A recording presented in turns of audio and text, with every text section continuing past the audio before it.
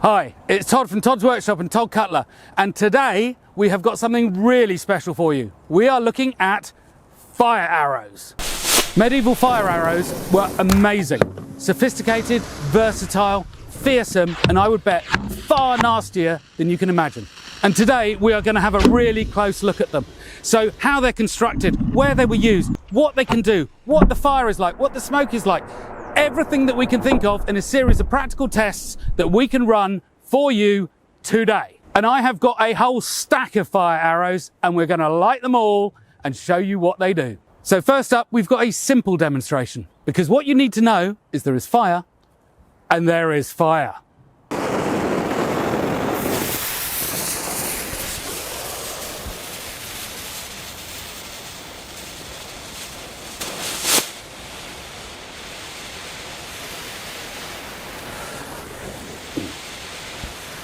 You can stamp on them.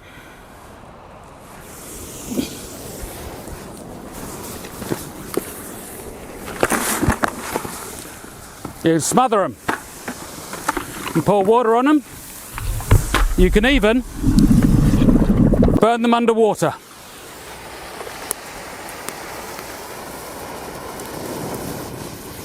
You can see the arrow is burning fiercely now, even after everything that we've done to it. And in front of the burn is the small barbed head. That's used to hold it in the target so you can't pull it out. Behind it is the densely packed incendiary charge. It maintains the burn for a really long time. As well as the very hot fire, it also gives out loads of thick irritant smoke, and it drips hot fuel incendiary mixture. And this is only one type of fire arrow they had. They had lots of different formulations. This film is not going to be a step-by-step process of how to make these things, but it is going to be a historical and practical assessment of what fire arrows are and what they can do. But I have a background in special effects. I've been lighting fires and putting them out for 30 years. Don't try this at home. So it's a damp day, green grass, and we've got the gear. So what do most people think that a fire arrow is? It's fire on a stick, right? Well, it's not quite that simple. Let's go find out. Hollywood loves fire on a stick. This is the sort of thing that you're going to be used to seeing in films. A film arrow is done using modern chemicals, modern fuels to maintain the burn during flight. But the practicalities, the requirements of film are different to war. It shouldn't be a surprise, but war and films are different. In the case of film, there's a whole set of requirements for a fire arrow. So it's got to be easy to light. It's got to stay alight. It's got to visibly look like a fire arrow. It's got to look like what you think a fire arrow looks like. It's got to stay alight in the air. It's got to be what you think a fire arrow should be. So invariably, when they show archery at night, they use fire arrows. And it's not really very surprising, because arrows are hard to see during the daytime. You're not going to see them at night at all. But the thing is, they do other things as well, because an army that can organise and have fire arrows is menacing, it's threatening, it's well organised, the logistics are really good. They show intent, they show callous behaviour, they show a lack of care to civilians. There is a whole host of storytelling that goes with the fact of using a fire arrow. Films are short of time. They need to say their stories quickly. And the shorthands and the conventions of film is a language all to itself. And that is one of the reasons that fire arrows find themselves in popular culture so much. But these film versions of fire arrows were not the medieval way. Were fire arrows a real thing in the medieval world? It's a good question. And the answer is simple. Yes, they were. And you don't have to take my word for it, because we have the archaeological record to prove it. We know that from the 14th century, fire arrows existed. There are even some arrows and bolts with the fire compound still in place. We can see them, we can study them. We have the arrowheads. There's a great number listed in this fantastic book, European Arrowheads and Crossbow Bolts. And we've got both the fire basket, we're going to come to those, and the tanged version like we are using now. But it's not just the arrowheads that we have left from the archaeological record. We also have original manuscripts, like this one here. the Book of the Firework from around about 1400. We have Bellefortis, we have the Master Gunner's Book. They all list recipes and construction methods for medieval fire arrows. But it wasn't just European sources in the European world. There are also sources in the Islamic world and the Chinese world, and probably others that I don't know about as well. Fire arrows really were a thing. I today am going to be looking really at the European record. My fire arrows are based on a recipe from the Book of the Firework, taking some input from other sources about how to construct them and how to use them. So we know that what I am doing today is an authentic medieval recipe, authentic medieval method. There were lots of ways of doing it. There are lots of recipes and construction methods in these books. I've picked one. I have 2 fire arrows here. This obviously has got the compound on. But what is critical with this particular type is that you have a small barbed head and a long shank, partly to keep the fire away from your hand, partly to give you room to put the fire compound on it. This one's socketed, this one's tanged. Doesn't matter for the functionality. So what's going on here is that you pack your fire compound around this point. It packs loads of energy, but it's a little bit difficult to light. So on top of that, you put a capping charge. That is a charge which is easier to ignite. That's all then wrapped in linen. Then you have a crisscrossing linen cord over the top of it, and then you stick in a fuse peg here. All this simply is a little wooden peg. You put it into the capping charge, and then you dip the whole thing in rosin, so it's a pine resin. That gives you a waterproofed sealed unit. It's really important because if you just made this without the resin coating, it would just soak up water, it wouldn't work. And then the way you prime it is you remove, when you are ready to shoot it, or in the few minutes beforehand, you remove the wooden peg and you take a fuse and a little stick and you poke it into the fuse peg hole, into the capping charge. Now clearly here I have used a modern fuse. They had no problem making their own fuses, and that would be done by impregnating string, a light string, with gunpowder. But this is now ready to shoot. So when you're ready, you don't want to light it off a brazier because then you don't know where the fuse will light. You light it off a slow match. So it starts at the end there, you have a timed shot. You can see when the fuse goes in, ignites the capping charge, and it goes. 2 things about this. One, this particular system, and why I like it so much, is it directs the fire forward. This jacket here directs it forward. The other is that you can wait, and then when it is ignited properly before the main charge goes, then you can cast it, because you really want this fire to be burning over there, not over here. But you can see from that description how involved these things are to make, how expensive they are. So you only use them for particular applications where they really count.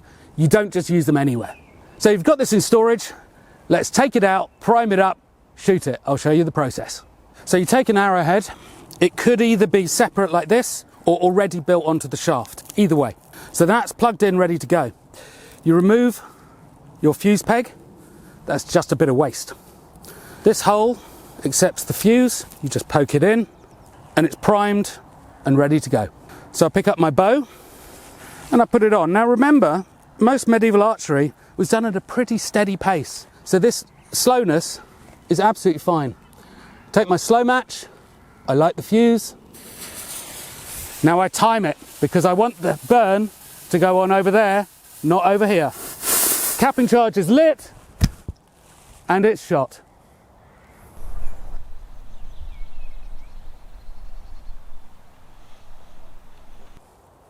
This thing got extraordinarily hot. When I picked it up, unfortunately before the camera came, it was absolutely glowing red. These things are just amazing, fearsome. I'm going to light this one now with the slow match so we can see what it's really like up close.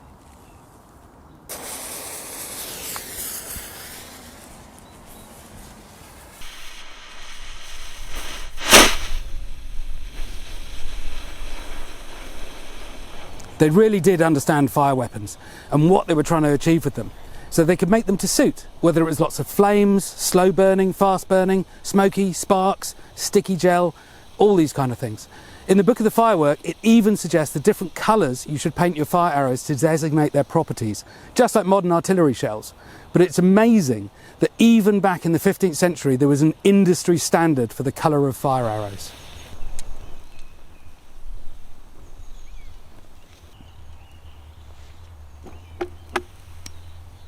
red hot shaft in there. That thing is extraordinary. This crossbow here shoots heavy medieval arrows at the same speed as a 160-pound English warbow. How far will it go? Will it even stay alight?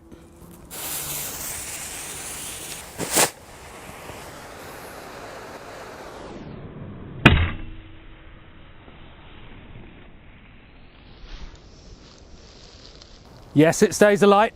Let's go find out how far.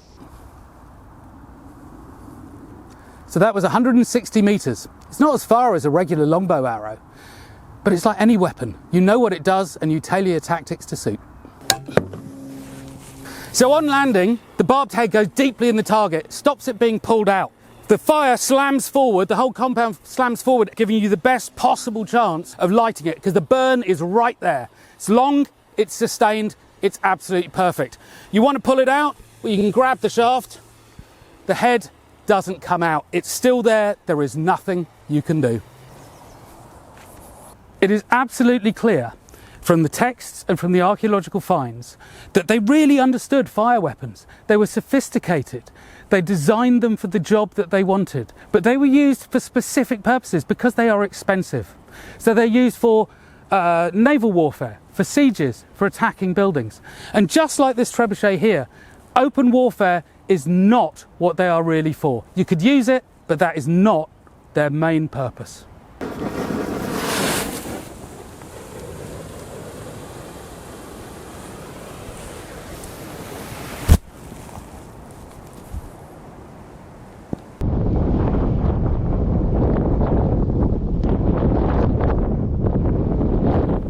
But as you can see, in an open field, the potency is just wasted.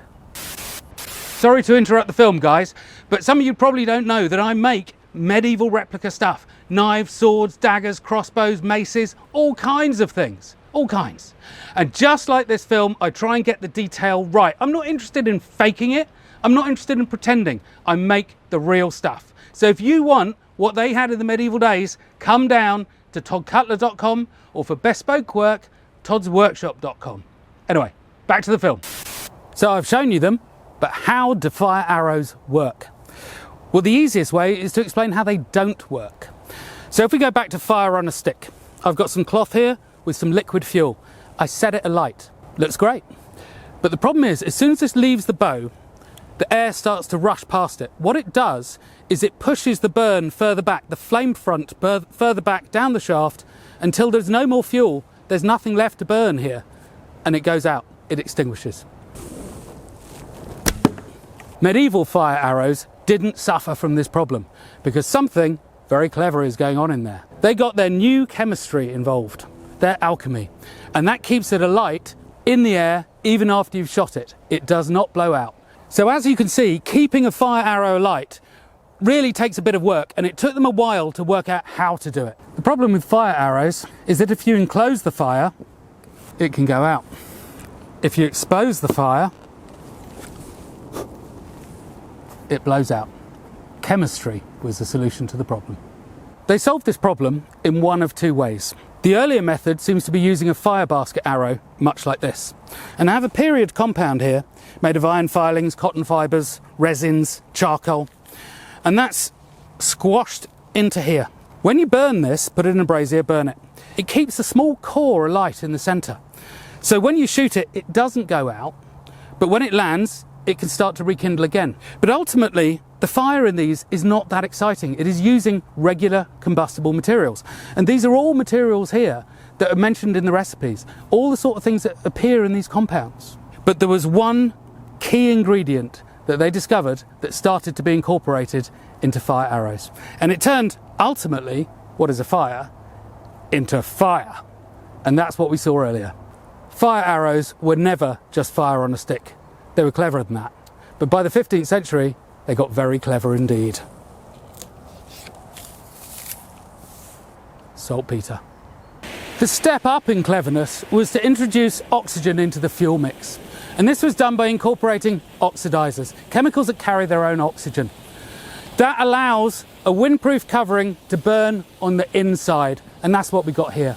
The most obvious application of that you'd know about is gunpowder. But boy, does it work great with fire arrows. We know oxidizers were used at the siege of Stirling Castle in 1304 because Edward I wrote to the Exchequer asking for funds to buy saltpetre and cotton fibre for the casting of fire within the castle. And we know he did it with trebuchets, so I would bet he used fire arrows too.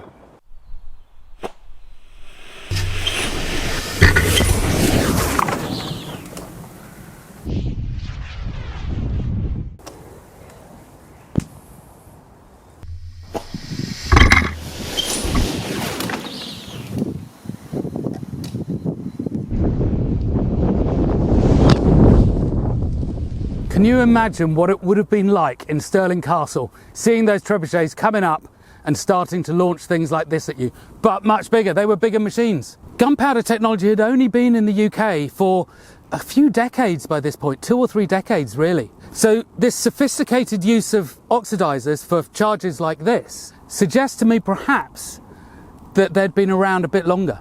And we have clues that oxidizers in incendiary charges predate gunpowder. Ingenious fire weapons didn't just end in the 15th century. There's lots of them around in the 16th, 17th century and obviously up to the modern day. But this book here, Weapons of War, it's amazing, go get it, is all about the finds on the Mary Rose, so mid-16th century. And it has got a lot of pages about the very, very wide variety of fire weapons and incendiaries that they had on the ship there when it sank. But look at this great picture here, just listing some of the different kinds that we have. So we've got a crossbow bolt here with an incendiary on it. We've got this weird sort of rocket motor thing. It's basically on the end of a stick for poking through portholes or something. Again, another stick with a bag of incendiary compound on it.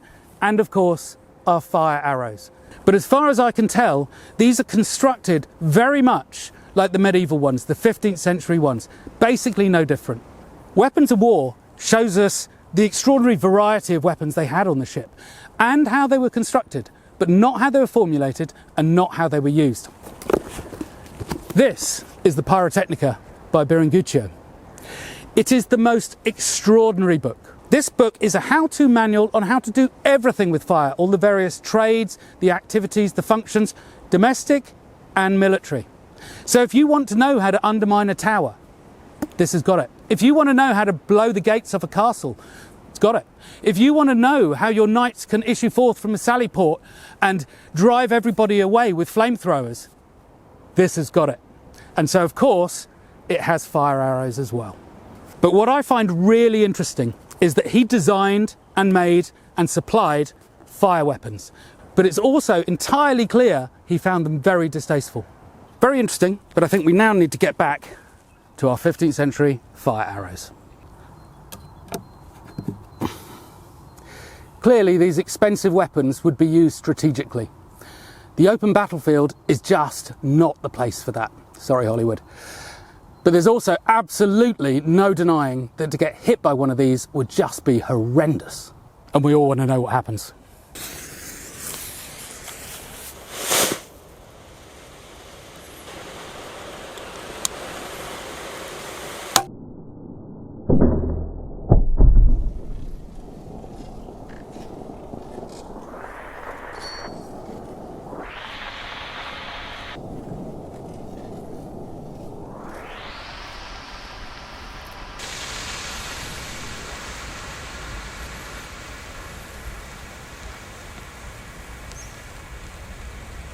Clearly the arrow has done most of the damage, but that really is a bad day at the office. So if not on the open battlefield, where were these used? Well, they're fantastic against structures, forage stores, alleyways, going through windows, ships. That is what these are really, really good for. Now, clearly the fire is distracting and it is a real problem if you're trying to defend. But also don't forget, these produce a large amount of really thick and noxious smoke. That is also going to be a distracting factor. So between those two things, you have two aspects of these. You have fire, but you also have fumes. 20 years ago, I used to work in special effects. I was making a large batch of this fire compound for a job. I accidentally lit it. Surprisingly, I managed to keep my job. Unsurprisingly, when I read this phrase from Biringuccio, I remembered it. The smoke is harmful, but the fire very much more so. But the point is, the smoke is harmful. Biringuccio has specifically mentioned that the smoke is unpleasant. And that got me thinking, because when my experience happened, I can tell you now, it was not possible to be in that building. The smoke was so thick and so sulphurous, it was awful. What's going on? Well, I think we need to have a look. Well, as you can see, the burning compound makes a really thick and choking smoke, but the recipes list all sorts of weird things in there. But some things stand out, like camphor and arsenic. Obviously, I haven't put arsenic in there, but really, what's all that about? So why would they put arsenic in fire arrows? Well, medieval people were superstitious, but they were also not stupid. They knew arsenic was poisonous. And when it burns, it does create a poisonous gas, but actually not that bad. Could it be because it burns with a violet flame? So it's sort of mystical and potent. And then I talked to a biochemist, and he pointed out that arsenic vaporizes at really quite a low temperature, and then it creates a blistering agent. I'm going to say that again. A blistering agent. Medieval chemical weapons. And the recipes very often had camphor in it, as well as the sulphur that's already there. Now with camphor, think in the modern world, muscle rub. You end up with that combination of fumes, you cannot and will not breathe it. In a recipe from 1628, it just ends with add arsenic if you want. Clearly, it was common knowledge what the arsenic did, and it's just infuriating that we don't really know why it's there. So was the noxious nature of the smoke that came off these things what Trebuchet was referring to? Was this a medieval chemical weapon? Well, the thing is, we won't ever truly know, but going back to the Book of the Firework, they certainly did deliberately make smoke charges for driving people out of houses and buildings. We know that. So we don't really know why they included arsenic. But regardless of that, the very fact it's there means that these would create noxious smoke. Doesn't matter if it's deliberate, they were medieval chemical weapons.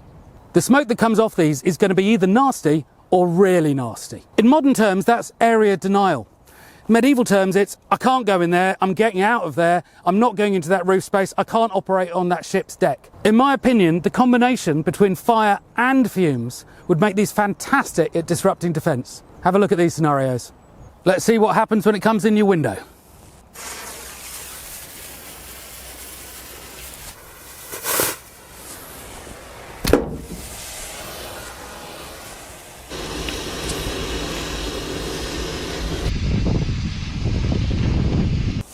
Holy cow, well, you are not going to be working in that room. That is a certainty. Oh, you are really not going to want to be in there. Defences were often made of heavy timbers, like this oak palisade. Let's see what our fire arrow does against that.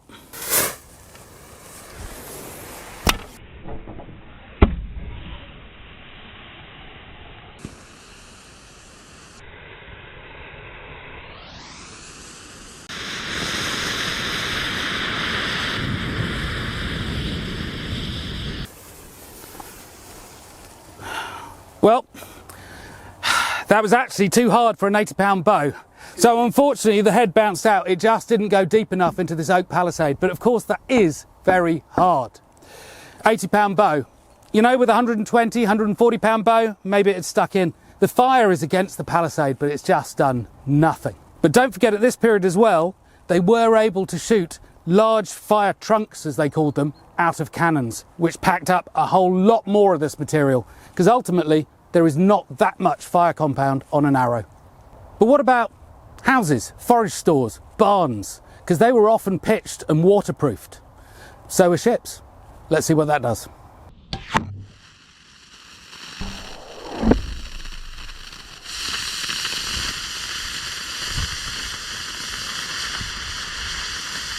So what I'm seeing here is a really good in-contact surface burn. The pitch is beginning to pick up a bit now, and it also helps with the oxidizer that's literally being squirted out of the burn and onto the surface.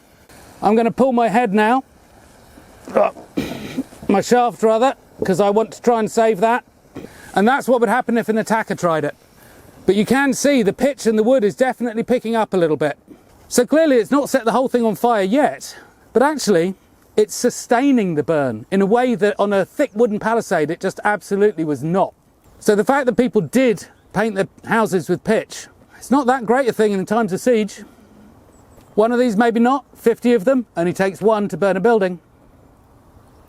And we've gone. But you can see it was really doing something. Now we have a straw bale. So stables, forage stores, and it's as close as we can get to a thatch building.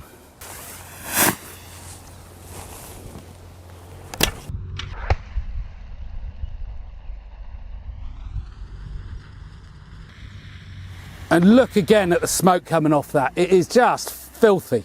Is it going to catch the thing on fire? Well, can't see any flames yet, but you know if that's your stables, you don't want that. Let's give it some time, see what it does. It's well in there, and it is clearly burning, and it is clearly a problem. So yes, they certainly do work. You can still even hear it burning away inside, fizzing.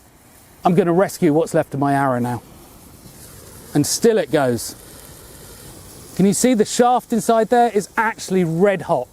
So clearly, against anything where there's straw or hay, stables, or even, you know, can be thatch if it goes deep inside where it's dry, these things are going to be devastating. It's my belief that the headline name fire arrows has obscured so much more about this weapon. We think of the word fire, and that's all we think of with these, but they were so much more. The sophistication of the design allowed them to be task specific. It allowed them to do certain things. The formulations you could put in it meant that it could also generate noxious gas and smoke and fumes. They were so much more than fire arrows, and it hasn't really been considered. But that's just my hypothesis. What's my conclusion on fire arrows? Well, they were well designed, really well designed. They were clever, they were very effective. They knew exactly what they were doing. They didn't go out when you shot them. They stayed alight in the air. They burnt for a considerable time on impact. Lots of different varieties that they could choose from. They could make them to suit, whether it was lots of flames, slow burning, fast burning, smoky, lots of sparks, sticky gel, and so on. In the Book of the Firework, it even suggests the different colours you should paint your fire arrows to designate their properties, just like modern artillery shells. They certainly had area denial properties. They certainly stopped people defending properly. All in all, they were just fantastic. We have the manuscripts to back it up. We know that they did it. We've got the archaeological record of the heads. We know they made them. Fire arrows were real. So by the time the 15th century ended, these were fully developed fire weapons, and they carried on. The Mary Rose sank in 1546. They've recovered over 3,000 individual fire weapons from that ship. And they were so important to the English Navy of the time, there were 3 magazines especially devoted to fire weapons alone. And they carried on. So even by the time of the English Civil War in the 1640s and 50s, they are still shooting fire arrows out of muskets. Can you imagine? These expensive weapons were used carefully, discriminately. They were used against buildings, ships, castles, things that you wanted to burn down. They're not for battlefield use. So sorry, Hollywood, that is not what they're all about. I don't suppose you're going to stop using them because they are cool as heck. I get that, but that's not what they're about. So what have we specifically, practically learnt today? Well, you're not going to want them in your building. Going through windows, the decks of ships, they're going to be really, really nasty. You don't want to get shot in the face by one, your belly, your leg, or anywhere else. Into a thick wooden palisade, they're not really going to do very much. Onto a house or a barn, especially if it's been pitch waterproofed, onto the side of a ship, tarred rigging, they're going to be a lot more interesting. But the other thing that we have really learnt is that they were, maybe, chemical weapons of the time. They were fantastic smoke generators, we saw that, and they had a whole palette of nasty, noxious stuff that they could mix in with it. Whether it was deliberate or not, I don't know. But the effect would mean that it would create area denial. Places you cannot go, you cannot defend. If you're interested in this, and I hope you were, come and check out my Patreon page. Become part of the madcap stuff that we do here, really finding out about history. Loads of films, documents, all sorts of stuff. Come and check it out. Thanks for watching. I'll see you next time.